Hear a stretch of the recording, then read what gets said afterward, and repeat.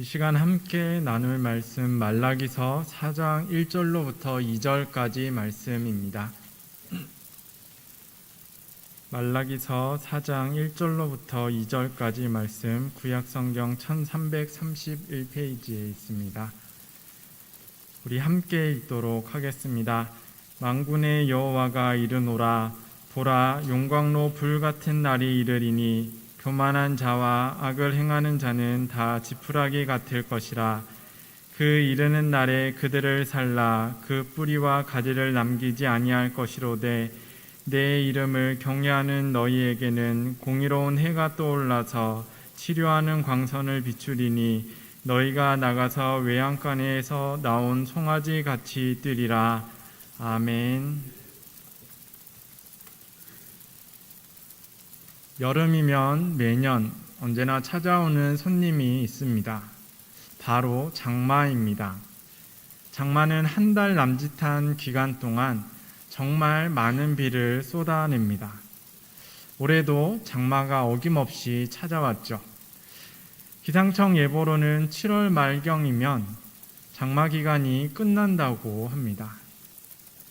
그런데 올해는 비교적 비가 많이 내리지는 않았던 것 같습니다. 소나기성으로 갑자기 쏟아지는 비는 제법 있었지만 며칠씩 길게 이어지며 쏟아지던 비는 예년만큼은 없는 것 같습니다. 그래서인지 아직은 비 피해 소식이 크게 나지는 않는 것 같습니다. 라고 제가 처음 설교를 준비하며 썼던 원고입니다.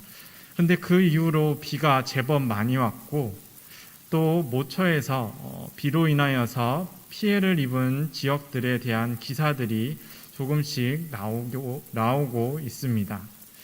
모쪼록 피해 지역이 잘 복구되고 앞으로는 비가 필요한 만큼만 내려서 농가도 도시도 모두 큰 피해 없이 남은 장마 기간이 잘 지나갔으면 좋겠습니다. 올해와는 달리 작년 여름까지만 해도 장마로 인한 피해 소식이 여기저기서 심심찮게 들려왔습니다. 관련된 많은 기사들이 또한 인터넷에 올라왔습니다. 그렇게 안타까운 상황들 속에서 어느 홍수 피해 보도 기사에 달린 댓글 하나를 보았습니다. 섬진강 제방이 아니라 낙동강 보가 터졌어야 하는데 전국이 홍수로 고생하는 판국에 이와 같은 댓글이 다소 불편하게만 느껴졌습니다. 그리고 며칠 뒤 사대강과 관련된 또 다른 기사를 보았습니다. 이전 정권의 야당이었던 국민의힘 소속 어느 한 의원을 향한 어떤 목사님의 글이었습니다. 당시 야당 소속이었던 이 의원은 사대강 공사가 있었기 때문에 홍수를 피해간 지역이 있다고 말하며 사대강 공사에 대해 비난했던 이들과 공개적으로 토론을 하고 싶다라고 인터뷰를 했습니다. 이에 어떤 목사님이 그 의원에게 약속을 지켜서 자신과 만나 주기를 바란다며 그를 기구한 것입니다. 함께 공개 토론을 하자는 것이었죠. 그런데 놀랍게도 이 토론을 요청한 목사님이 섬진강 제방이 아니라 낙동강 보가 터졌어야 하는데 라는 댓글을 쓴 사람이었습니다. 그 댓글에 대한 설명이 이 목사님의 글에 있었습니다. 제방은 뚝과 같은 것으로 강이나 천이 흐르는 길을 따라서 세워져 있습니다.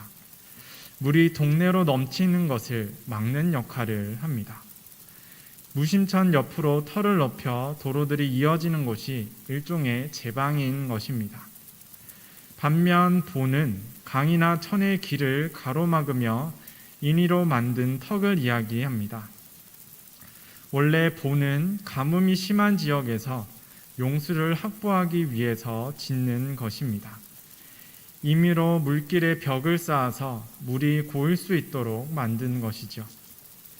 강의 길을 정비하고 물길을 늘린다는 취지로 시작한 사대강 사업으로 강의 길과 폭은 인공적으로 조정되었고 또 강 중간중간마다 필요 이상의 보가 설치되었습니다. 바다를 향해 흐르는 것이 자연스러운 강들이 보에 의해 막히게 된 것입니다. 결국 비가 오지 않을 때는 필요 이상의 보에 물들이 고여 썩게 되었고, 비가 많이 올 때는 제대로 흐르지 못한 물들이 제방을 타고 넘치게 된 것입니다. 인간의 편의와 필요를 생각한 공사가 도리어 홍수의 위험을 높였다라는 것입니다. 섬진강 제방이 아니라 낙동강 보가 터졌어야 하는데, 저는 이 댓글을 처음 보았을 때 이 댓글을 쓴 사람이 악마도 상종 못할 사람이라고 생각했습니다. 홍수 피해가 이렇게 심각한 상황인데 이게 무슨 말인가, 무슨 뜻인가 했습니다. 제방과 보를 제대로 구분하지 못해서 글의 요지를 오해했던 것입니다. 하지만 글을 쓴 목사님의 설명을 읽고 글의 의미를 제대로 이해하고 나니 참으로 맞는 말이라는 생각이 들었습니다. 제방은 홍수를 막지만 보는 홍수를 만듭니다. 보에 막힌 물은 썩게 되고 결국 제방을 넘게 됩니다. 따라서 제방은 지켜야 하지만 보는 터져야만 강이 살아난다는 것입니다. 표현은 다소 거칠지만 상생의 의미에서 마구잡이로 지어진 보를 정리해야 한다는 그 목사님의 의도에는 사뭇 동의할 수 있었습니다.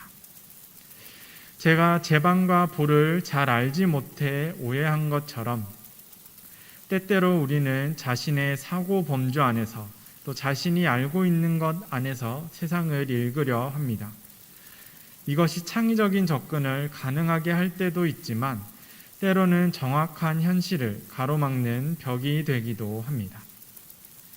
특히 우리가 읽는 성경의 많은 말씀들도 이렇게 잘못 해석되고 또한 소비되어져 왔습니다.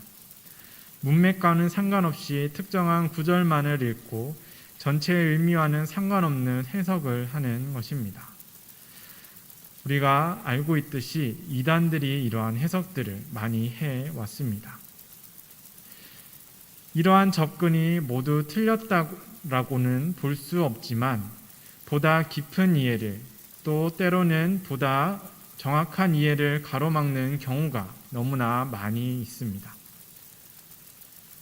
따라서 우리는 말씀을 똑바로 마주하는 힘을 기를 수 있어야 합니다. 담임 목사님께서도 이에 대해서 말씀하셨습니다. 매주 수요일마다 욥기를 강의하시며 욥의 친구들이 말이 하나씩 보면 모두 옳아 보이지만 욥의 상황과 형편 또 사건의 맥락을 통해서 보면 그렇지 않음을 주의하여 읽어야 한다라고 말씀하셨습니다. 곧 말씀을 바로 보는 힘, 의미를 읽을 수 있는 힘을 길러야 한다는 것입니다. 우리의 편견과 생각을 잠시 내려놓고 오늘 말씀을 그렇게 똑바로 함께 볼 수 있기를 바랍니다. 말라기서는 구약 성경 가장 마지막에 위치한 성경입니다. 따라서 메시아와 또 마지막 때에 대한 강한 열망이 담겨 있습니다. 또한 구약 시대 이스라엘의 마지막 때에 선포된 말씀인 만큼 하나님에 대한 인식을 회복하자는 참된 회개를 강조하고 있습니다. 오늘은 그 말라기서 가운데서도 가장 마지막 장인 4장의 말씀을 읽었습니다. 말라기 선지자는 여호와의 날에 대해 용광로의 불같은 날이라고 하나님의 말씀을 대언합니다. 용광로의 불같은 날, 그날이 임할 때 교만한 자와 악한 자의 뿌리와 가지마저 다 불살라 버린다는 것입니다. 용광로의 사전적 의미는 높은 온도로 광석을 녹여서 쇠붙이를 뽑아내는 가마입니다. 광석은 광물을 품고 있는 돌덩이입니다. 따라서 구리나 철 등의 광물을 활용하기 위해서는 광석으로부터 광물을 먼저 채집해내야 합니다. 이때 보다 순도 높은 광물을 채집하고 또한 이 광물을 용도에 맞게 변형시키기 위해서 불, 곧 열을 사용합니다. 금속들이 녹는 온도들이 저마다 다른 점을 이때 이용을 합니다. 구리는 약 1000도 가량에서 녹지만 철은 1580도 이상이 되어야 녹는다고 합니다. 이러한 차이가 인류 문명사에 영향을 주기도 했습니다. 인류의 문명이 청동기 시대를 지나서 철기 시대로 발전한 것은 구리와 철이 녹기 위한 온도의 차이가 있었기 때문입니다. 청동기 시대에는 구리를 재련할 수 있는 열을 만들 수 있었지만 철을 재련할 만큼의 열을 만들 기술력은 부족했던 것이죠. 여하튼 열의 차이로 각각의 광물의 순도를 높여 추출할 수 있는 것입니다. 이처럼 용광로의 주된 역할 중 하나가 불순물을 제거하고 순수한 상태의 광물 자원을 추출하는 것에 있습니다. 따라서 장차 임할 하나님의 날이 용광로의 불과 같다는 것은 우리 가운데 있는 불순물을 다 불살라 버린다는 것을 의미합니다. 단순히 뜨거운 불이 아니라는 것이죠. 당시 이스라엘은 종교적으로도 또한 도덕적으로도 매우 타락한 상태였습니다. 말라기 선지자만이 아니라 모든 선지자들과 또 그들이 남긴 말씀에 의하면 이러한 이스라엘의 모습을 여실히 볼 수 있습니다.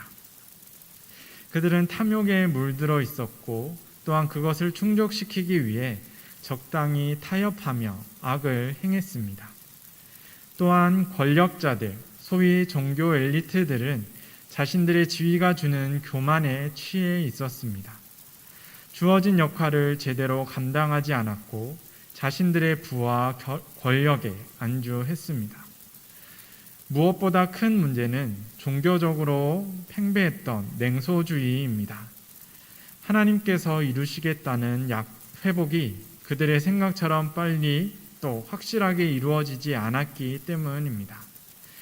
이러한 가운데 그들은 점차 현세의 복을 빌어주는 우상들을 받아들이기 시작합니다.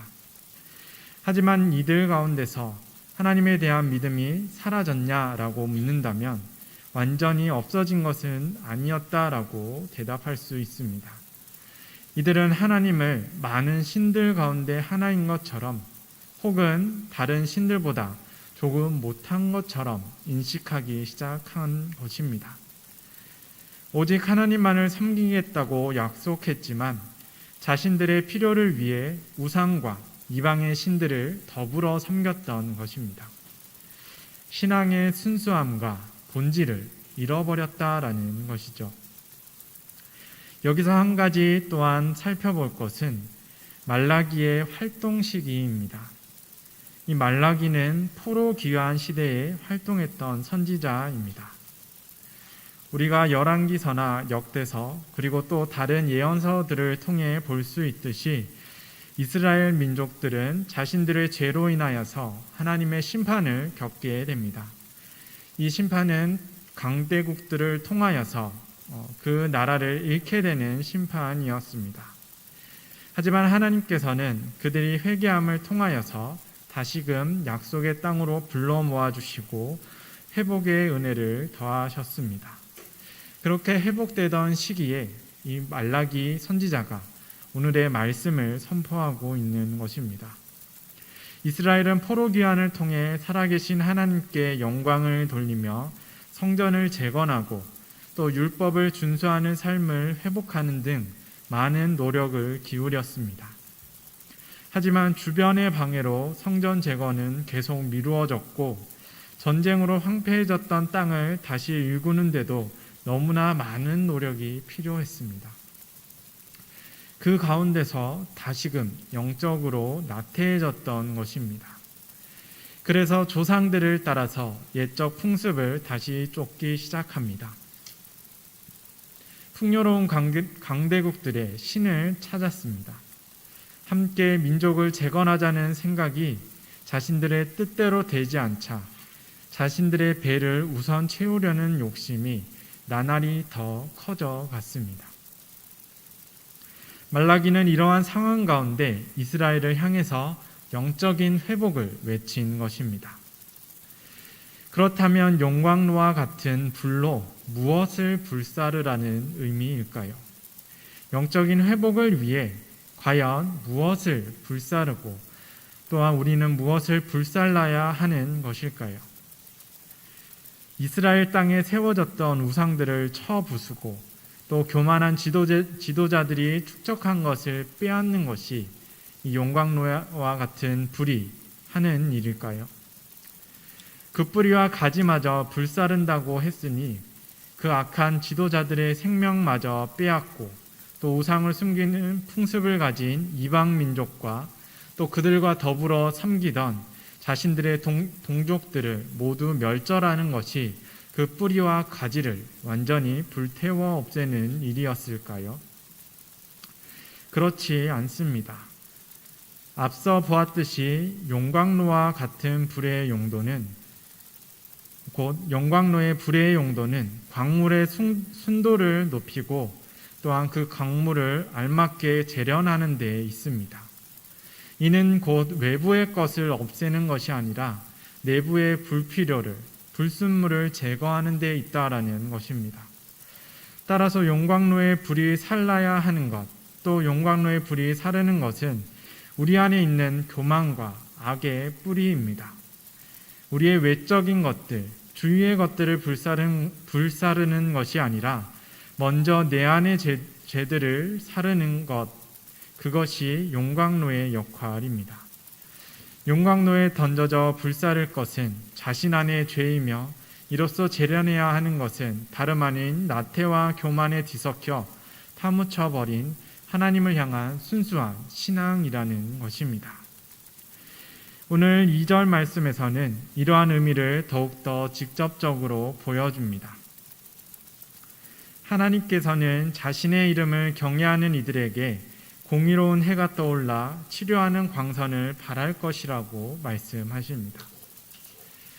치료하는 광선이 언급되는 이 말씀은 우리에게 제법 익숙한 말씀입니다. 주로 환우들을 위로하고 또한 그들을 위해 기도하는 데 많이 인용하는 구절이기 때문입니다.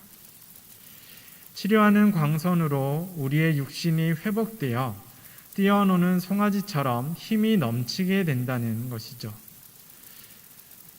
어렸을 적에 친구 집에서 키우던 송아지가 뛰어노는 모습을 가까이서 본 적이 있습니다. 그때 당시에 그 친구네 집 옆집 마당에서 놀던 중이었는데 담 너머로 엄청나게 큰 짐승이 뛰어다니는 소리가 들려왔습니다. 어린 나이에 그 소리를 듣고 산에서 큰 멧돼지가 내려왔나라고 걱정을 하며 겁을 내며 담벼락 위로 얼른 몸을 피하였습니다. 그리고 조금 후 모습을 드러낸 것은 멧돼지가 아닌 우리를 탈출한 친구네 집 송아지였습니다. 저는 그렇게 강한 생명력이 담긴 뜀박질은 그때 처음 보았습니다. 그렇게 강하게 회복된다니 이 말씀이 너무나 큰 위로가 될 것 같습니다. 그런데 이 구절이 그저 육신의 회복만을 말하고 있는 것일까요? 이 말씀을 더 깊이 이해하기 위해서는 1절 말씀과 함께 읽을 수 있어야 합니다.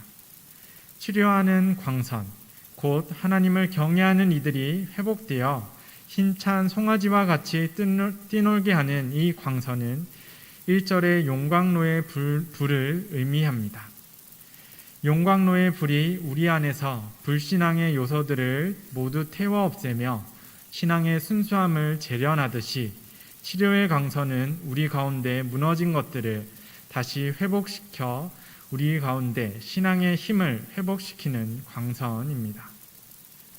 왜냐하면 우리를 치료하는 광선이 공의로운 해로부터 비춰오는 광선이기 때문입니다.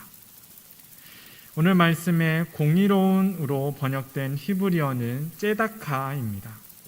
이 ጼ다카는 우리가 사용하는 잣처럼 길이를 잴 때 사용하던 나무 막대기를 부르던 말입니다. 지금처럼 정밀하게 몇 센치 또 몇 미리 이렇게 측정을 할 수는 없지만 기준이 되는 잣대를 가지고 있을 경우에 이 째다카를 가지고 있을 경우에 여러 사람들이 가진 물건의 길이를 언제나 같은 기준으로 공정하게 판단할 수 있었습니다. 공정한 측정이라는 째다카의 이 의미가 점차 확대되어서 사물뿐만이 아니라 이를 판단하는 기준으로도 사용되게 된 것입니다. 이러한 용례를 통해서 보면 공의로운 해는 모든 백성들의 삶을 재는 또 평가하는 해입니다. 무엇이 옳으며 무엇이 잘못되었는지 또 무엇이 모자란지 무엇이 넘치는지를 판단합니다. 그렇게 모든 것을 비추는 하늘의 해처럼 모든 이들을 판단한다는 것입니다. 그리고 그 판단을 바탕으로 치료의 광선을 발합니다. 병의 진단에 따라 치료하는 방법이 다르듯이 공의로운 해로부터 비치는 치료의 광선 또한 각자에게 다르게 작용하는 것입니다. 만약 우리에게 교만과 악함이 넘친다면 이를 태워 없앰으로 치료할 것입니다. 또한 만약 우리에게 병든 마음과 육신이 있다면 사랑과 생명을 더하여서 그 광선으로 치료해 줄 것입니다. 그리고 만약에 우리에게 모자란 것이 있다면 넉넉히 채워 치료할 것이고 넘치는 것이 있다면 내려놓는 마음을 주사 치료할 것입니다. 이렇게 공의로운 해로부터 비치는 치료의 광선은 각자에게 필요한 치료를 합니다. 이처럼 하나님을 경외하는 이들의 필요를 헤아려 비추어 주시기에 공의로운 해로부터 비치는 치료의 광선은 언제나 완전한 회복의 광선이 됩니다. 이렇듯 완전한 회복의 빛으로 비추어 주시기에 하나님을 경외하는 이들의 영이 속박된 외양간에서 벗어나 기뻐하며 뛰어노는 송아지처럼 죄와 고통에서 완전히 벗어나 하나님 앞에서 기뻐하며 영광 돌릴 수 있게 된다는 것입니다. 말라기가 태어난 용광로의 불, 또 공의로운 해로부터 비치는 치료의 광선은 하나님을 경외하는 우리를 향한 말씀입니다. 저와 여러분, 또 우리 교회와 모든 주님의 몸된 공동체들을 향하여서 주신 말씀입니다. 따라서 말라기서가 전하는 불과 광선은 세상에서 악한 세력을 멸절하는 불이나 또 우상들을 모두 파괴하는 광선이 아니라는 것입니다. 이 불과 광선의 참 역할은 우리 안에 불의를 뿌리까지 태워 없애고 내 안에서 하나님보다 높아진 것들을 모두 깎아내고 또 내 안에 병든 것들을 완전히 치료하는 불과 광선인 것입니다. 그렇게 용광로의 불과 치료의 광선은 내 안에서 약해져만 가는 신앙의 순전함을 재련하고 약해져가는 그 모든 것들을 또한 회복시킵니다. 말라기 선지자는 이 말씀을 듣고 이스라엘 백성들이 그렇게 회복되기를 바랬습니다. 용광로와 같은 불에 연단받아서 그 신앙의 순수함이 회복되고 치료하는 광선을 받아서 그 안에 무너진 것들이 온전히 회복되기를 바랬던 것입니다. 그러한 말씀이 또한 우리에게 계속되고 있는 것은 우리 가운데서도 그렇게 무너진 것이 분명하게 존재하기 때문입니다. 이 말씀을 통하여서 우리 가운데도 온전한 회복의 역사가 함께하기를 바랍니다. 신앙의 순수함을 지키기 위한 최고의 방법은 어쩌면 모든 관계를 단절하고 아무도 없는 곳에서 하나님만을 마주하며 사는 일일 것입니다. 하지만 하나님께서는 우리에게 세상을 떠나 홀로 남으라고 하지 않으셨습니다. 예수님께서는 오히려 세상에 나아가 사람들을 만나며 그들과 더불어 부대끼며 복음을 증거하는 자들로 살아가라고 말씀하셨습니다. 예수님께서 그리 사셨고 또한 우리에게 오늘날 많은 말씀을 남겨놓은 사도 바울 역시도 그러한 삶을 살았습니다. 오늘도 우리는 각자에게 주어진 자리에서 신앙인으로 그 말씀에 순종하여 살아가고 있습니다. 제가 미래를 내다볼 수는 없지만 감히 장담하여서 말씀드린다면 우리 모두는 내일도 그렇게 살아갈 것이고 아마 남은 평생도 세상 속에서 그리스도인으로서 살아갈 것입니다. 그렇기에 오늘 말씀의 의미가 더욱더 깊이 우리 가운데 남아있으면 좋겠습니다. 용광로의 불로서 신앙의 순수함을 재련하고 공의로운 해로부터 비치는 광선으로 온전히 회복받을 수 있기를 소망합니다. 그리고 이를 위해서 무엇보다도 하나님의 말씀을 붙잡을 수 있기를 바랍니다. 우리가 일상에서 만날 수 있는 용광로의 불길은 또 공의로운 해로부터 비춰 회복시키는 광선은 그 무엇보다도 하나님의 말씀이기 때문입니다. 우리의 신앙의 불순물을 제거하여서 올바르게 연단하며 순전한 믿음에 대해서 온전히 배울 수 있는 것도 말씀입니다. 우리의 삶이 바르게 나아가고 있는지 또 우리의 삶이 하나님 앞에 합당한지를 판단할 수 있는 기준도 말씀이고 또한 필요한 은혜를 채우고 위로를 더하여 주시는 것도 말씀입니다. 그러니 우리의 오해와 편견을 버리고 이 말씀을 더 가까이, 더 깊이, 그리고 더 온전히 볼 수 있으면 좋겠습니다. 하나님의 말씀 가운데 참된 교훈과 위로, 그리고 온전한 회복의 역사가 있습니다. 개인의 묵상을 통해 깊이 읽고 공예배를 통해 바르게 이해하는 그 노력과 모든 수고를 기꺼이 인내해야 합니다. 우리 안에 파묻혀 병들고 시들어가는 신앙과 하나님만을 바라보는 순수함과 또 하나님의 뜻을 살아가는 열정이 이 여름 가운데 다시금 회복되기를 바랍니다. 그것을 위해 말씀을 가까이 하는 은혜와 또 깊이 이해하는 지혜가 또한 함께하기를 바랍니다.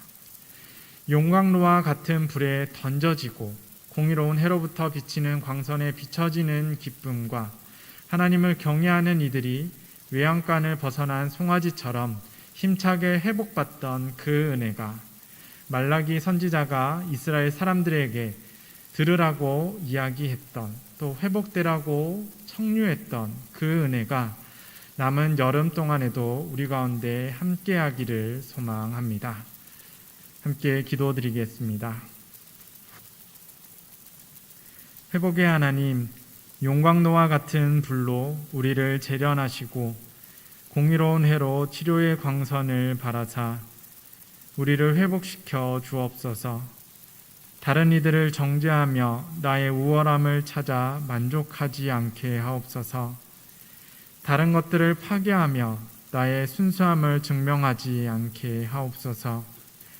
내 안의 불의와 교만, 모든 악함을 태워 당신을 향한 순전한 믿음을 가지게 하옵소서. 특별히 말씀을 붙들게 하옵소서. 말씀의 참 의미를 깨달음으로 연단하고 그 의미를 실천함으로 삶이 온전히 회복받게 하옵소서. 우리 가운데 생명을 이루시는 예수 그리스도의 이름으로 기도드립니다. 아멘.